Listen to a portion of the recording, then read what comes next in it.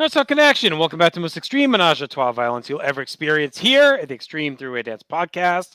JT, Jenny, and Matt taking you through the history of ECW. We started in February of 1994, and here we are in the summer of 1998. We are really Mm. hurtling through time and space in the land of extreme here every other week. And of course, we have a lot of content for you, audio and video. This is a podcast at a simulcast on our YouTube station.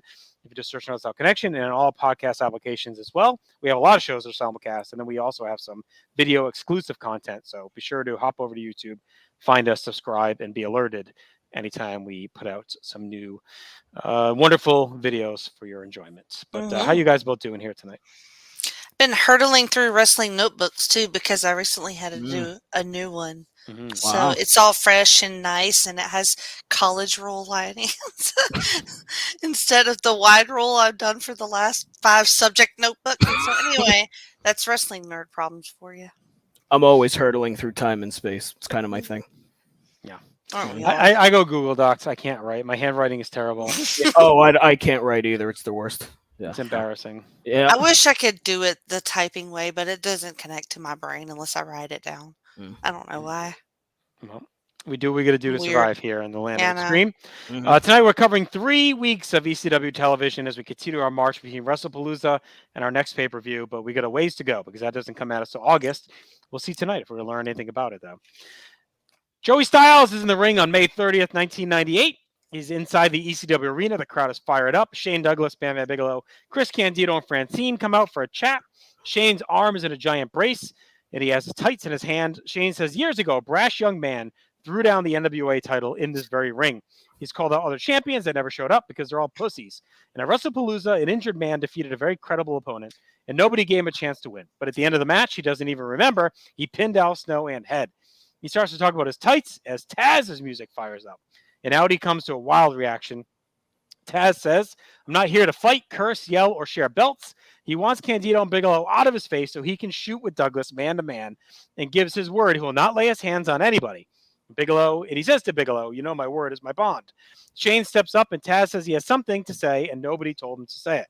Taz rips a fan who's running his mouth, just next level on everyone. Taz says at WrestlePalooza, Shane exemplified what being a champion is. He wrestled hurt, and unlike other companies, Shane worked hurt, and Taz knows how hurt he was because he's the one that busted his arm. He respects that, but Shane is not 100%, and he needs help, and that's where Taz comes in. Taz takes off his coat, and he's got a triple threat shirt on. Taz says he's the biggest scumbag asshole in this business, and Shane needs his help. He can watch Shane's back, and no one would touch Shane, but when Shane is back from surgery, Taz wants a match belt for belt. Taz says his belt doesn't need shit, and he wants a shot at the title when Shane is back. The crowd is kind of mixed on this one, and Taz says either they raise the 3 fingers now or he's going to walk. It's a one-time offer, and he don't have time to dilly-dally. The triple threat huddle. Francine and Candido don't trust him, but Douglas is intrigued. Taz raises the symbol, and the rest follow, even though Bigelow is weary.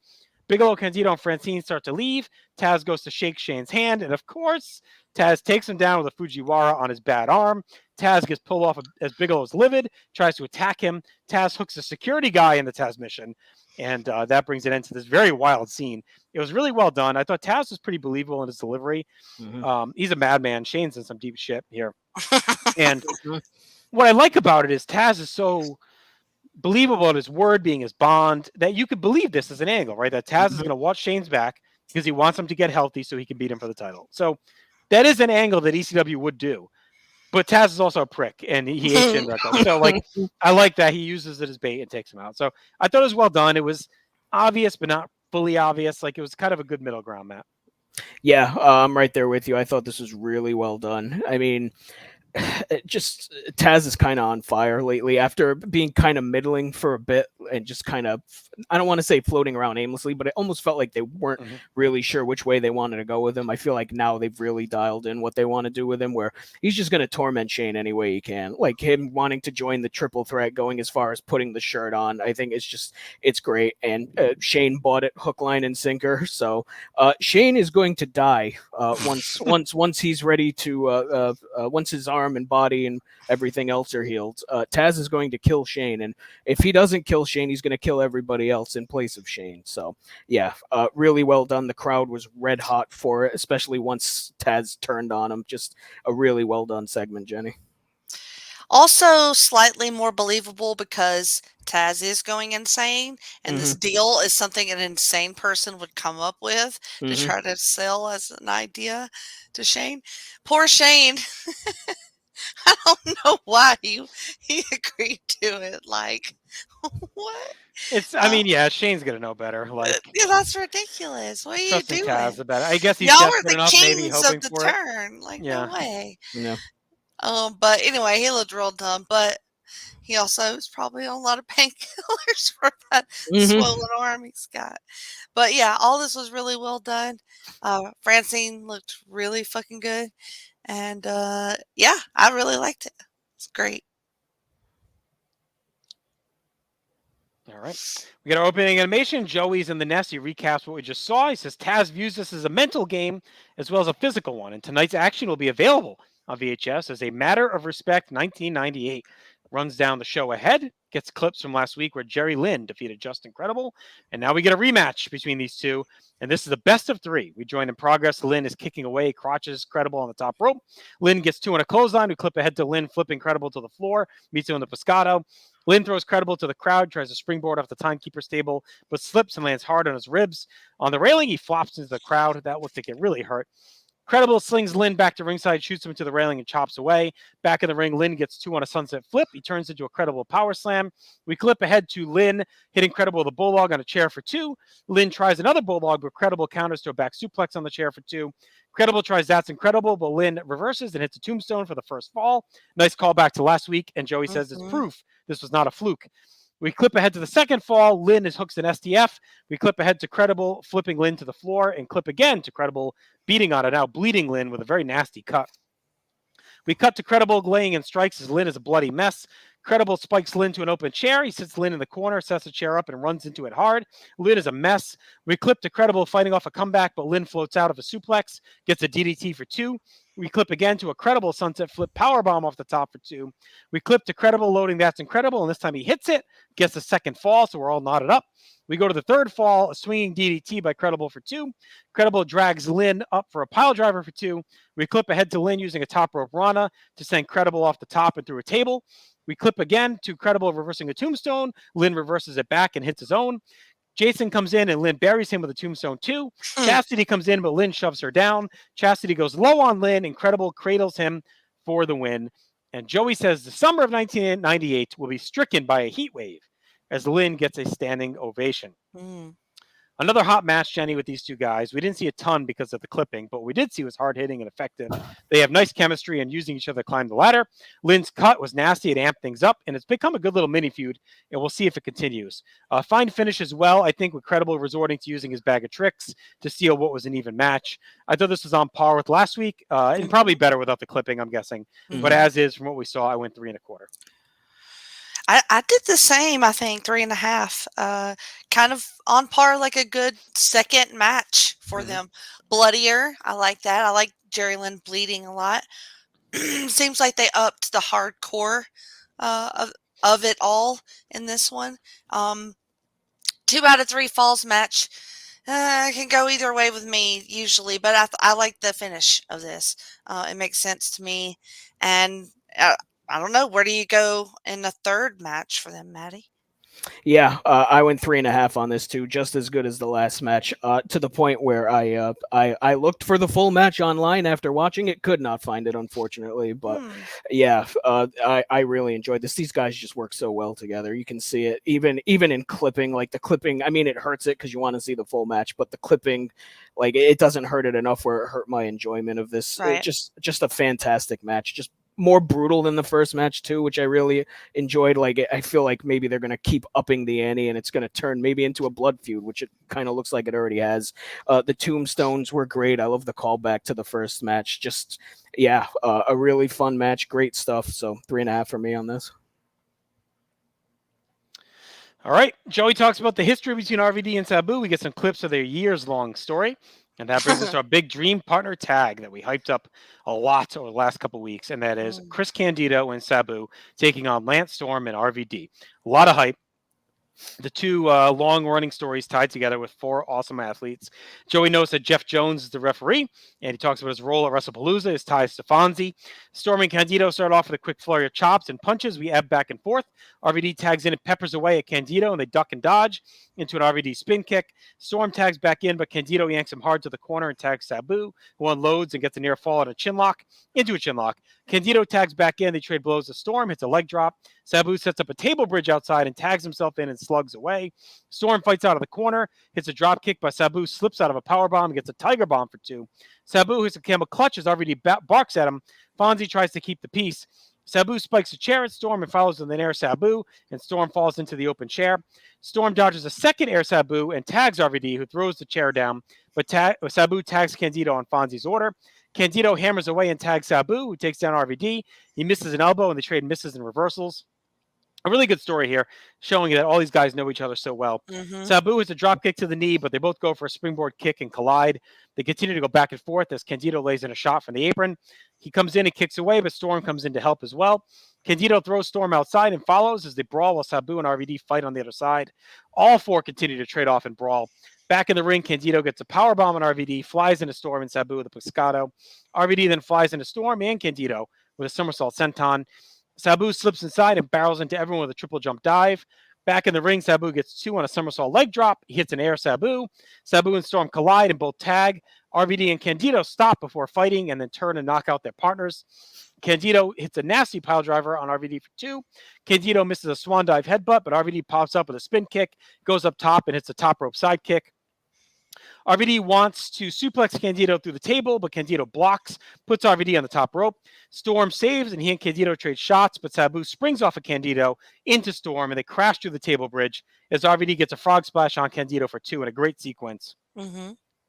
RVD slams Candido down, puts a chair on top of him. Candido dodges a split-legged moonsault and mashes RVD with a chair. Candido puts RVD up top, hits a superplex, but Sabu smashes both guys with a top rope Arabian facebuster. Storm flies into Sabu with a high cross body for two. Sabu and RVD duel with chairs. Sabu wins the battle, crushes RVD with two shots to the side of the head. Sabu gets a triple jump moonsault and mocks RVD, but Candido nails him from behind and stomps on his own partner. Storm comes in and cleans house with a chair. RVD cracks his partner with the Van Daminator. Sabu puts Candido in the camel clutch and holds the chair, and RVD drop kicks the chair into his face. Sabu and RVD hit their dual rolling thunder on Storm, and it looks like Fonzie's band is back together and issues have been resolved. Storm is pouring blood as Sabu and RVD get the tag titles and stand tall. They then tug of war the TV title, smile, and hold it up together as Fonzie jumps around. Matt, just a super fun match. All the stories blended in together. The action was smooth flowing. It didn't feel forced. The crowd was digging it as well. Non-stop flying around. Some really stiff offense. All four showed up, and kept both angles burning hot. Twisting things around, reunifying Sabu and RVD, who now have a claim to the tag titles as part of this. So I went 3.5 stars, a really strong closing to the show.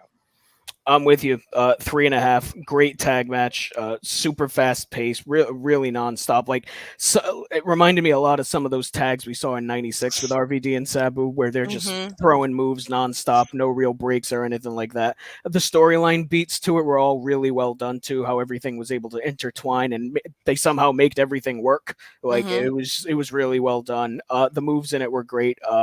Candido going after Sabu after he raises the three fingers was a nice touch too. Like, only I can do that. You're not gonna fucking do that. I thought that was great. RVD and Sabu on the same page after bashing each other's brains in for 15 minutes in this match. Apparently, that's what it took to knock some sense into them. Just grab the chairs and just beat the fuck out of each other. That's what it took, apparently. Concussions. So I feel like you kind of had a feeling it was going to go back to this. I don't know how long it was going to take with RVD and Sabu, but he kind of felt like, I mean, they may not be in the same page permanently, but I feel like they were kind of going to get there at some point, whether it was in 6 weeks, 6 months, 6 years, who knows. It was going to happen, I think, at some point. So I was kind of surprised it happened as quick as it did, considering they just had the match at the pay-per-view. But I don't know. That's kind of my only knock as far as the storyline stuff goes. Like, I feel like they could have had the infighting for a little bit longer, but as is, this match is really well done. So 3.5 for me, Jenny. I really did like it too, and I also did 3.5. But yeah, I did not see the ending coming. I didn't think that it was time yet for this team to reunite. I don't know. Maybe then I started thinking the whole thing's been a work, and then they were meaning I to don't do know. this. I think it's like typical ECW where it's not Mm. really fully explained. We're just kind of supposed to get Go it, with it. Yeah. So I think it's like I'm not really good at that. yeah, I think that's what it's. I think they were really at odds. And I think Fonzie's been working to keep them together, doing his best to keep them from getting two at each other because he knows they may come back together. I don't think this is a work. I think they just realized during this match that, hey, we're better together than against each other. We get it Mm. out of our system. We're done fighting. Let's be the best again. That's how I took it. I like it, and I just wish they had given us something in the middle there, like it was where they were softening towards each other, at least during the match. It just seemed to happen like, bam, Right. suddenly it Yeah, they switched. could have maybe given a look earlier or something. Something like that. Some Yep. other little thing in there that would have made it clearer to me instead of made it more confusing. But that being said, the match is incredible. I really like it. And Storm and Candido, not to be outshone, they both were really good in this. Didn't get much development on their angle besides, I guess, they got their ass kicked together again. So curious to see where that part's going to go too. But they both want to be the TV champion. So I don't know. Sabu, he didn't look too happy with this little pairing. So I don't know. We'll see if that sticks around. All right, let's get to our awards here then for this first episode. Best match clearly is our main event. Yep. Crazy enough, worst match, Lit Incredible. Yep. Best moment, I went with Taz's subterfuge and wrecking Shane Douglas. Oh my god, that was amazing. Oh. Most 90s, I just want the dream tag partner concept.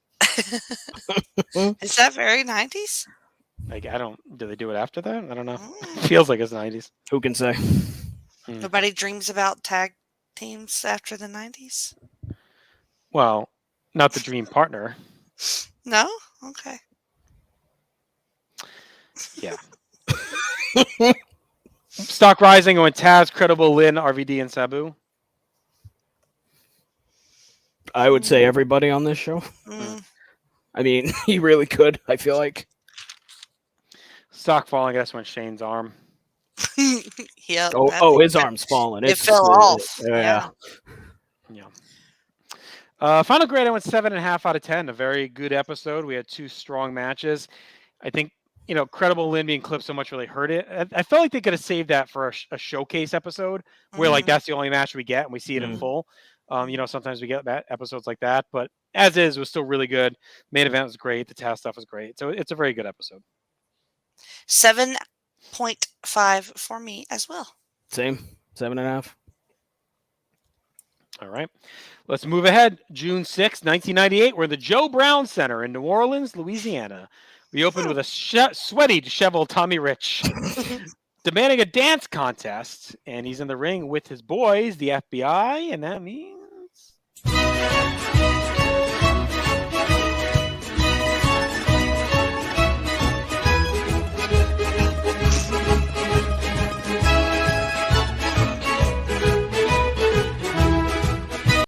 Time for our Italian lesson of the week. And tonight's word is bastardo. Bastardo. I'm going to guess you can figure this one out. I think you've called me this before. I guarantee it. Bastardo, Matt. I like that. No. That'd be a great 80s jobber name for you, Matt. Like it's some shindy. Yeah. Bastardo, Matt Souza. Does there have to be a first name or just the? El Bastardo. El Bastardo. Spanish and Italian. Yes. I like it. I think it's probably La Bastardo. Lo Bastardo. I like the. I think El comes off the mouth better. Yeah, L's better. Portuguese Bastardo. Matt. I've been called that many a time. Yeah. All right, the dance music fires up. Smothers is cutting a rug as the BW watches. Meanie takes a turn, but the music keeps skipping, and eventually it cuts to Taz's theme. Taz comes out and destroys everybody as the crowd buzzes. Taz gets the mic. He says he's the real world champion. Bigelow comes out. He throws Guido out of the ring. Comes up short. He bangs off the railing. Does not quite make it to the crowd. Bigelow and Taz brawl around ringside. Taz continues to wreck anything in his path. Bigelow trying to defend the honor of his boo, Shane Douglas. A hot start, Matt, here in NOLA. Guido is dead. He died. May he Yeah. rest in peace. Because good Christ, he hit that rail hard. Oh my God, that was brutal. That was my main takeaway from. I mean, Taz is going to do what Taz is going to do at this point, but it's not often. First of all, it's not often that you see Bam miss a throw into the crowd. And especially Guido of all people, who's 100. He's gonna be the lightest guy. Yeah. He's 100 pounds soaking wet, and of all people, he's the one he throws short. Good Lord. Maybe he was getting back at him for something. Maybe he's pissed off. Yeah, that's a good point. Bam Bam was in a dance off and he lost, so he was aggravated at the FBI. That's the narrative I'm going with. This is fun, but everything's feeling like very samey for me. Like I'm missing because we're just so Sabu heavy, triple threat heavy. We've been very big on them for sure. Yeah, and my note here says I miss Tommy Dreamer. I think we haven't seen Dreamer in forever. We haven't seen Sandman in forever. The Dudleys, were kind of here for a hot minute, but I'm fine with that. But yeah, I think we need to see something else. I think they spent so much time hyping that Dream partner tag coming out of the pay-per-view. Like it just feels like that's all we've seen since then. Yeah, they were laser focused on that. So I'm curious what that's going to do with like the pacing towards the pay-per-view. Well, we have so much time, so maybe they figure they can kind of slow burn some stuff. Stuff. That's what I was thinking as well. It's like they wanted to get that arena show to get RVD and Sabu back together. Right. And then reset Douglas of the injury, Taz with the belt, and now kind of get things going. We get our opening animation. Joey's in the nest. We get some New Orleans style music in the background for their big debut. Joey runs the card down for us for the night ahead, and we get to a big TV title match. As Lance Storm challenges Rob Van Dam. RVD and Fonzie hit the ring. They're feeling good. Joey reminds us that these two battled last week despite being tag partners. We get clips of how that ended with RVD and Sabu coming back together. We return to the match in progress with both guys running through a long flurry of counters at a quick pace. Fonzie hooks Storm's leg and RVD knocks him outside. Follows a somersault plancha. RVD follows with a corkscrew guillotine off the apron and heads back inside to celebrate. Storm climbs back in, but RVD stays in control. Gets two on a rolling splash and follows with a spin kick and a corkscrew leg drop. Storm dodges another dive and slugs away with some punches and elbows into a low drop kick in the corner. Storm gets a springboard back elbow for two and then another near fall on a tiger bomb. Storm is pinballing through some offense, but he can't put RVD away. Sabu shows up. He pulls Storm to the floor on a springboard, sets up a table, and RVD puts Storm on it. Sabu flies through him with a triple jump splash. Guy gets a big pop. Back inside, RVD slams Storm and his split-legged moonsault to finish him. RVD and Sabu want more, but Candido makes a save, and the champs clear out Fonzie's boys. A bit more of a squash you'd expect. Storm being protected by Sabu, needing help to help RVD, I thought was good. And we see that they're on the same page. It looks like maybe Candido and Storm may be back together as well. But Storm's really built up a nice resume for himself, Jenny. I think this was a little clustery due to the story being mixed in, but I ended up going 2 3/4. But Storm has really been elevated nicely through all of this stuff. Like we don't talk enough about how well he's been built and like what he's added as a upper mid card guy. Yeah, he kind of gets lost in the shuffle amongst the RVDs of the world here, but yeah, he deserves some shine, and he was good in this. He was very good. Gets his ass beat a good amount of time, but also gets his shit in. And that is what he's really good at. Has been for a couple months now. Him and Candido, they don't trust each other. They still want to be champs though. And it's like, are we gonna bury the hatchet or are we gonna keep fucking around? So I guess they figure if Sabu and RVD can, they can. I don't know. It's like kind of vague as to the reasoning there, but I don't know how long you can continue to be in a tag team with somebody that you don't trust. So I did 2 3/4 stars, Matt. Yeah, I went 2 3/4 stars too. Lance Storm is a good opponent for RVD. We saw the match at Barely Legal that was pretty similar, I think, but I enjoyed that match too as much as I enjoyed this one. Super fast start.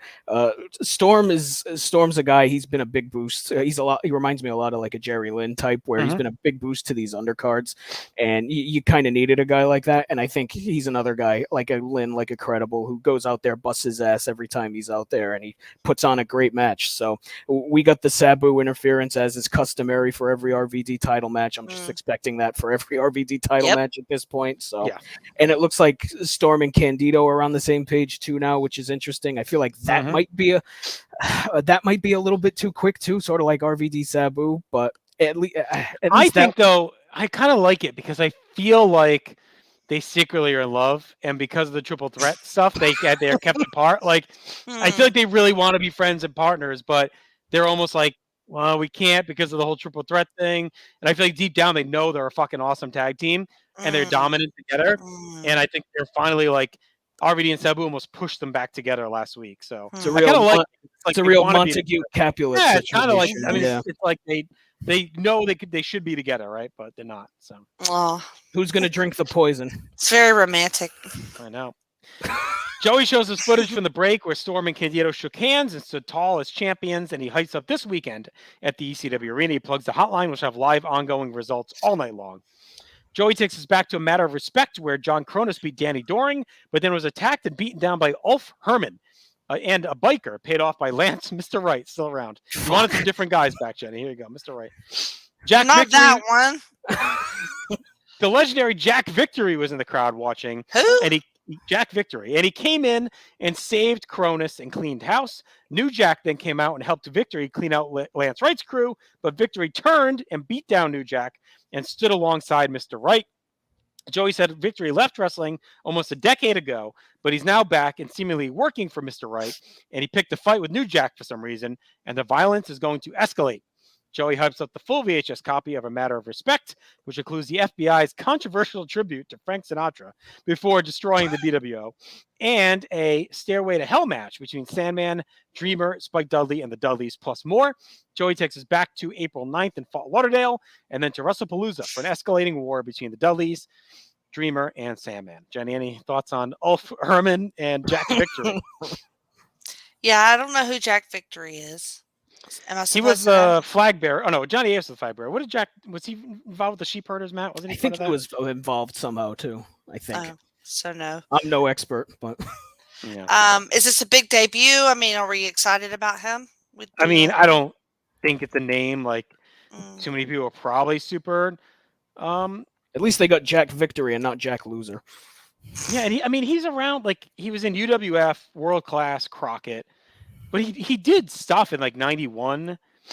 So, I mean, I guess he said almost a decade ago. I guess it is almost like 7 years. But he worked in some Mexico, did some indie stuff. He's here till the end now. So we're going to get used to Jack. Oh, okay. He's around till the end. I mean, he's not like a main player, but he's a guy that'll be here. He's there. Yeah. He's built very Balls Mahoney ish. So kind of a bigger dude. So and then poor New Jack got his fucking skull beat in with the guitar. Already got turned on by this fucking new guy, and he's with old fuckface again. So I don't. This was like if a Mad Lib was a wrestling segment. Here comes Cronus. Well, nope, he's beating Danny Doring. Ulf Herman's here. Here comes some random fucking biker that's never explained. Here comes Lance Wright. He's back. Great. Jack Victory from 1982 is here. And now here comes New Jack. Like, what the fuck? You said it better than me, but yeah, that's exactly what I was thinking. All right, let's get to this match then. That is Tommy Dreamer, Sandman, and Spike Dudley taking on the Dudley Boys. Gertner kicks us off with a shtick to some great heat. Just a great vibe. After the long intros to the Dudleys, out come Dreamer, Sandman, and Spike. Really long setup, but the atmosphere is wild. Dreamer pours a beer on porn star Tom Byron, and Joey says he swallowed it in the spit. Tommy pours a beer on Beulah's chest as well, and him and Spike lick it off. There's a ladder set up at ringside, just chaos looming. After a break, we're in progress. Tommy snaps Devon down with a hanging neck breaker. Bubba tags in as a Spike. He throws some punches, but Bubba blocks Arana with a powerbomb. Spike slowly crawls back in. Bubba stomps his hand and slugs away, keeps chucking his brother around, dismissively stomps on him and beats on him. Joey welcomes in new Chicago audience to the show as Spike mounts a comeback and has Bubba staggered. Sandman and Tommy smack Bubba from the apron and Spike hits a bulldog. Bubba falls into his corner. We reset with Dick and Sandman tagging in. They stare down. Dick lands a few shots, but Sandman comes rumbling back. He knocks Dick down to the floor. Dick thrusts up and yanks Sandman outside and nails him. Everyone else follows out, brawls with Bubba, laying out a nasty chair spot on Spike. Back inside, Sandman buries Dick with a top rope Rana. Dick pops up and hits a power slam for 2. Spike is gushing blood outside as Tommy saves him from Bubba. Tommy, Bubba, and Devon end up in the crowd. Spike flies into him in the plancha.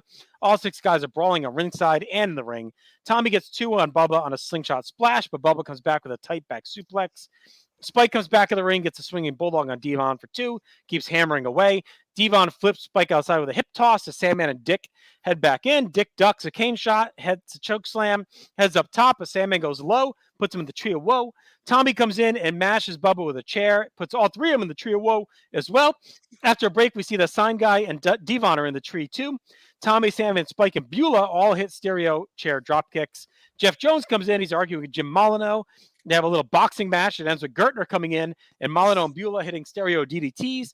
Everything breaks down as Gertner and Jones escape. The Dudleys eat some chairs and canes. Tommy bulldogs Devon on a ladder, but misses an elbow off the middle rope. He bangs off the ladder. Sandman throws the ladder into Bubba's head and slams him, puts the ladder on him, heads up top, and it's a senton. Tommy gets handcuffed to the top rope as Spike climbs the ladder.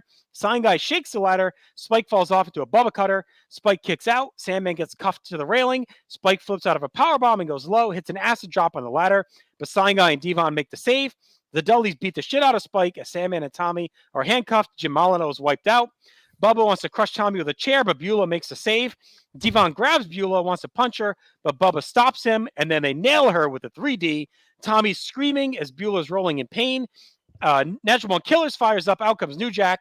Molyneux and Spike shield Beulah's body as Jack runs through the Dudleys with weapons. Out comes Mr. Right and Jack Victory. They attack New Jack and help the Dudleys destroy everyone with a vicious assault, including Bubba spiking guitar in Molyneux's face. That was nasty. Chaos ensues as Joey says it looks like the Dudleys may have finished the job.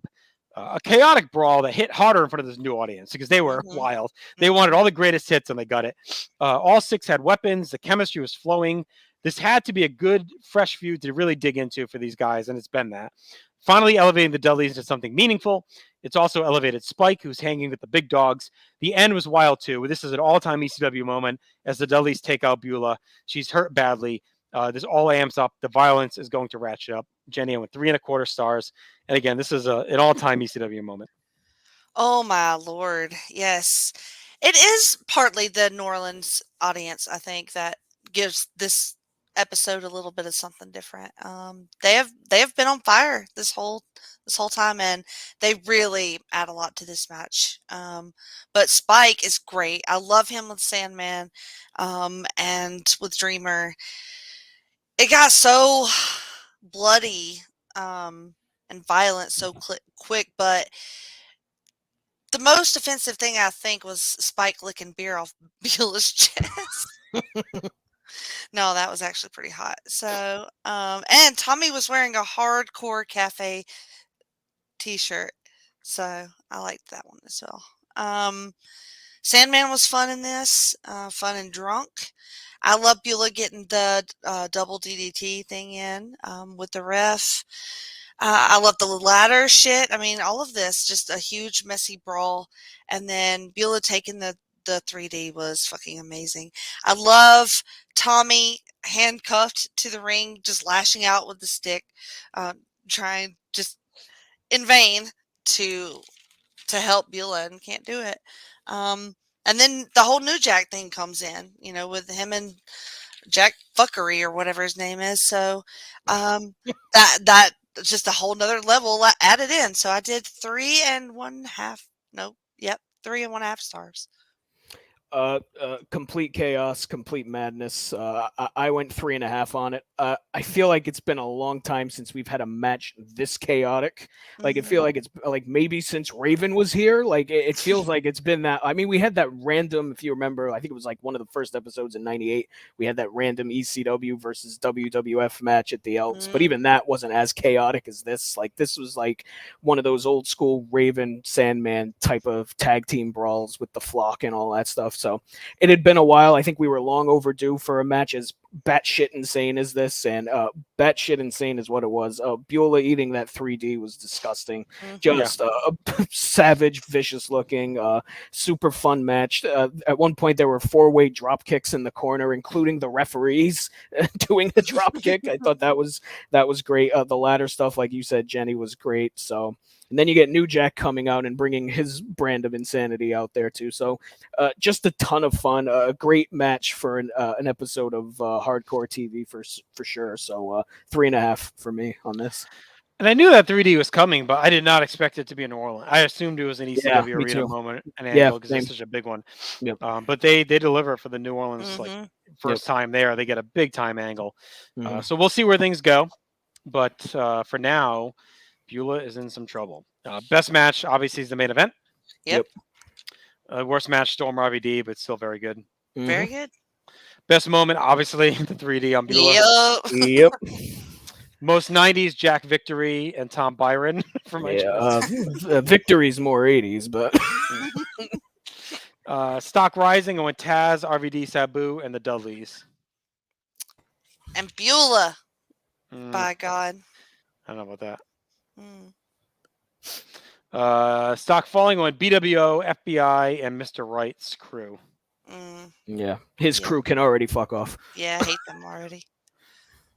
I went 7 out of 10. I mean, it feels low-ish, but I don't know. Like, the RVD match was a little disappointing. The rest of the show, there wasn't a ton going on, but that angle alone brings us up like multiple grade levels. So it's such a big deal. It's more of like an iconic moment than an iconic episode, but still a strong episode. Yeah, I'm gonna do 6 out of 10. Yeah, I went to 7 solely on the strength of the main event. Yeah. All right, we got one more week of TV to hit here. June 13th, 1998. We open with a trip back to Russellpalooza. We honor the Junkyard Dog there, and then we get a slate in memorial of his passing. Of course, sad end. He was driving home from his daughter's graduation, fell asleep at the wheel, and crashed. Oh, I didn't know that. Yeah, so sad ending for poor JYD. They get our opening animation. Joey welcomes us in and talks about what's ahead tonight. Says Gertner has demanded that the Dudleys apologize to Beulah or he's going to quit as their spokesperson. What? That doesn't sound like him. It does not at all. No. To the ECW arena we go for our opening match as Jamie Dundee takes on John Cronus. Dundee dances out like a clown. Joey talks about Shane being stuck in yet another controversy after shaking up the wrestling world at the show. So we'll see that later. Dundee gets a mic, says both he and Cronus used to be half of the greatest tag teams ever. Dundee says he got rid of his partner and Saturn dumped Cronus' dumbass and keeps piling on until Cronus finally has enough, smashes him with a kick and hammers away. Cronus slams Dundee but misses a splash. Dundee chokes and kicks with a very fast assault. Dundee fucks up on a springboard back elbow. The crowd is all over him. Cronus heats back up, gets 2 on a lariat, misses another splash off the middle rope. Dundee gets 2 on a double stomp, tries a cartwheel karate chop. Cronus just shrugs off, hits a cartwheel handspring elbow, finishes with a 450. And this is kind of whatever. I don't mind Dundee as a good little annoying shit, low card act. Like, that's fine. Cronus is really aimless. I mean, he's a good hand to have around. But, like, what are we going to do with him? Is he just going to have these undercard matches? Is he a guy you could put in a feud? I get the feeling you don't trust him a ton, but I also feel like they want to reward him for hanging around while Saturn left. So I think it almost feels like they owe him like a debt of gratitude for almost like a lifetime contract just because of Sandman bailing out on him. I went 1.5 though, Jenny. It was just a typical kind of squash. Yeah, I really like Cronus, and whenever he hits that sick 450 splash, always pops me. So I did 2 stars. Fun little match.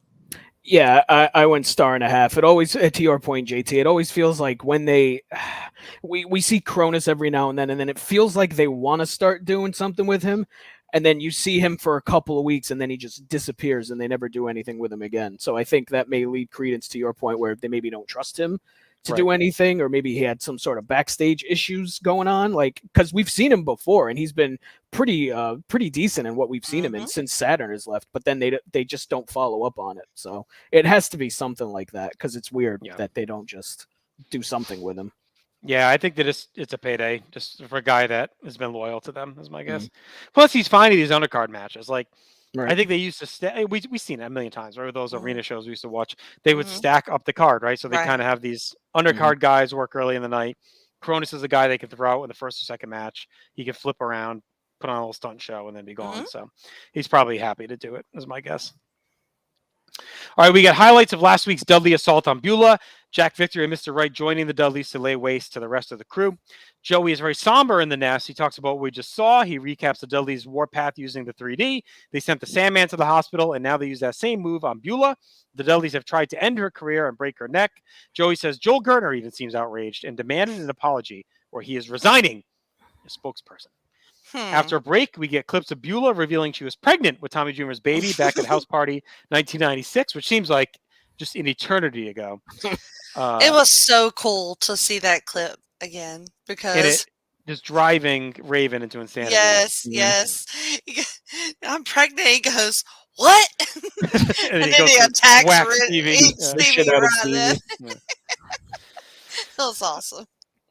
Joey then talks about Beulah and Tommy's crazy run since then, and how that looks like it's come to an end in New Orleans at the hands of the Dudleys. And even the most callous of people are angry, including Joel Gertner. Wright in Victory with the Dudleys and Gertner standing by an ambulance in a parking garage. Sirens are wailing. Victory pats down Gertner and clears him to talk to Wright. Wright says this is the second chance at announce duties. Gertner has a scoop and shocking truth. The Dudleys went too far and beyond extreme, and issues an ultimatum to the Dudleys to apologize to Beulah in person or lose his services. The Dudleys are surprised and says nobody services like Gertner, and they will apologize because they don't want to lose him. They open the ambulance, and Devon is banging a blow-up doll meant to be Beulah. Devon says she gave him crabs. Bubba says he's sorry that Dreamer's rat is spreading VD to the boys, and they're not as sorry as Tommy's going to be. So the Dudleys clearly pushing the envelope as they continue to torture and mess with Tommy in the name of Beulah. Jenny, what'd you think of this segment? Are you turning around on the Dudleys? They've now really stepped up their game. They beat the shit out of Beulah, Tommy, Sandman, Spike, and now banging a corpse or a fake corpse in an ambulance. An inflated spreading corpse. crabs. What other way to win me over? I mean, that's just the key to my heart. Beulah gave me crabs is a sentence that I got to write today. Thanks to the Dudleys. So yes, all that was absolutely insane and fun. I agree, Matt. I, for one, am shocked that Joel Gertner didn't resign from his post as spokesperson of Dudleyville, or whatever the fuck his official title is. I couldn't believe it. But this was something. Seeing Devon do a thing to a blow-up doll was a thing I was not expecting. But at least they apologized for Beulah spreading VD. That's the most important thing, really. Right. Very important. Yeah. Joey's in the nasty, apologizes for his mistake. He trusted Gertner, assumes he's a human being. He says he won't make that mistake again. He then talks about Candido and Storm putting their issues aside to battle RVD and Sabu. Storm couldn't return from Canada in time to defend along Candido, so we have exclusive triple threat comments to document the history. Backstage, Candido says the one time he didn't mind teaming with Storm, the Canadian Airlines screwed up and Storm can't make it. So Candido has to defend alongside Bam Bam Bigelow, who wants revenge on RVD. Douglas is glaring, and he and Bigelow start to bicker a bit about who should get the spot. Shane says his ego's bruised as he's had to sit back watching everyone claim to be the best while he's healing. Shane says he has an ego and thinks they should leave Bigelow in the back to monitor Taz, and Shane will take his spot. He's having surgery anyway. How much worse can it be? And they all agree on this plan. So Bigelow's going to stay back. Shane's going to go to the ring with Candido to take on RVD and Sabu in Storm's place. Any quick thoughts on this segment? Shane just looks dumber and dumber.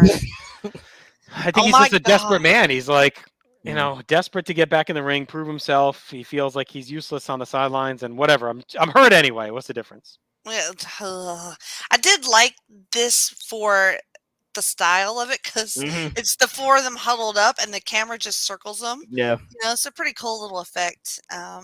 And they cook up this stupid plan. They should not do this. For once, Candido was like the voice of reason, going, "No, clearly Bigelow should be my partner because your arm's fucked." But no, we're not going to listen to him. So this can only lead to bad things in my mind. That's when you know it's a bad fucking idea, when Candido's the voice of reason. Hell yeah. Like, Not Shane, great. buddy, you're having trouble putting a shirt on. Stay home. Like, sit this one out. Let the big tattooed man take this one, for God's sake. Right. It's not like he doesn't trust Bigelow. He's just Right. he's Yeah. just antsy. He can't He's keep sitting back. selfish. He's selfish. Yeah. I Yeah, mean, that's he what is. he says. Can't keep sitting back. No. Joey talks about Shane's decision. He says nothing further to lose with his injured elbow and sends us to the ring. Triple H, the game. Triple Threat is out. Shane says he's heard a lot about RVD being the best champion while rehabbing his injuries. Triple Threat all hold up their end of the bargain to protect the group. And RVD is just a high flyer that takes some risks. But this is the house the franchise built, not Van Dam. And injured or not, Shane needs to know who's the best. And we're going to have a match tonight. Joey again talks about Shane's decision and his elbow and how things could get worse if it's being fixed anyway. And we get highlights of Shane's tough few months, including the evolution of the issues with Taz. We then get highlights of the Dream Partner tag from Matter of Respect, including the reunion of RVD and Sabu, clips of RVD versus Storm from last week, which led to Candido and Storm pulling back together. And that brings us to our main event. Shane Douglas and Chris Candido taking on Rob Van Dam and Sabu for the tag, not for the tag team titles. I'm sorry. Well, actually, I think they are on the line here. The Triple Threat hits the ring, led by Francine. Shane isn't even in his tights. He's wearing wind pants, a shirt, and he has a massive elbow cast on. Shane gets on the mic. He brags about working hurt, unlike others in the business. Van Dam and Sabu head out with Fonzie. Joey says they've gotten on the same page. RVD has shown the public respect for Sabu, and now they may be unbeatable. We clip to the introductions, take our time easing in, clip to Candido and Sabu feeling each other out. We go ahead to Sabu striking and trying to slingshot Rana, but Candido counters to a pancake, gets a snap suplex, tries to top rope Rana. Sabu blocks and it's a top rope leg drop for 2. We clip ahead to Candido drop kicking RVD in the head, following out with a clothesline, a slam, and a middle rope leg drop. RVD floats out of a suplex, kicks Candido down and stomps away. RVD pours it on as we clip through all of his offense. We go ahead to Douglas tagging in. He and RVD are talking some shit. Shane ducks a kick and jabs and chops away. He fights off Sabu as well. Shane gets a nice power slam. RVD comes back with a clothesline and a corkscrew leg drop. Shane goes low as RVD looks to the crowd, but RVD comes back kicking and hits a leg drop to the injured elbow off the top rope. RVD hooks an armbar, but Candido makes a save and breaks it up. We clip ahead to Francine and Fonzie throwing down as Taz shows up. Shane grabs Taz and tries to suplex, but Taz counters to an armbar. He wrenches on the arm. Bigelow's out. He saves and works over Taz. Sabu sets up a table. Him and RVD put Candido on it and hit a double team top rope leg drop through Candido to a big pop and cover for the win. We see a quick clip of Bigelow and Taz fighting in the parking lot, and Bigelow whips Taz into a car and busts out the window. So I corrected myself. This is not for the tag team titles, but they win the match. Fun match from what we saw with a lot of chaos. Shane gave it a go, but gets fucked up by Taz again. We're really deep in the war here with the Triple Threat. RVD and Sabu were great as always. Their tag team is on point. And the top of the card is filled with star power and a lot of anger across the board here. 2 3/4 from me. Matt, what'd you think of this main event? Yeah, I went 2.5 on it. It was a perfectly fine match. I was surprised Shane did as much as he did. Like, I thought it was going to be one of those matches where, yeah, it's a tag match, but Shane doesn't do anything. Like when, what was it, Dynamite Kid hurt his back when the British Bulldogs lost the tag titles, like on Superstar, something like that is kind of what I was expecting, where Shane's just basically on the apron fucking with the crowd. But no, he did things. He hits a power slam, eats a spin kick, gets the arm bar locked in on him again for the 500th time in the last like 6 weeks or so. Like, goddamn, man. Like, maybe stop doing this. Your plan isn't fucking working. What's wrong with you? Maybe I think if you get the surgery, maybe they need to check your brain too, because you need to come up with some. You need to come up with some better fucking plans, because they're always ending with you in the goddamn arm bar from Taz. But yeah, I mean, the match wasn't much, but given Shane's condition, it really couldn't be. But it was perfectly fine enough. Super quick ending to the match in the episode too. Like, they kind of just got out of there really quick. So I went 2.5 on it. It was perfectly fine for what it was, Jenny. I agree. I mean, I knew there was going to be some fuckery. I knew Taz was going to show up. Poor Bigelow. Where were you? Weren't you supposed to be on Taz duty? You just he was a little late getting out there. He was fucking getting jerked off. He was getting another tattoo. Yeah, so like that was a failure on your part, Bigelow. Sorry about that. And that sucks for Shane because he needed that. He needed that layer of protection. But also fuck him because he's the one wrestling in the match. So yeah, I don't feel any sympathy for Shane. Like it's his own damn fault. He got his arm in the armbar again. But I did like the closing shot of Taz being thrown into a car window and it breaks. So that'll be fun when we catch up next time. I did 2 3/4 on this one. All right, so that brings us to the end of the night. Let's get to our awards here. Best match, I went with the main event. It's kind of Yes. only choice, really. Mm-hmm. Yep. Worst match, Cronus and Dundee. Mm-hmm. Yep. Best moment, Taz attacking Shane yet again.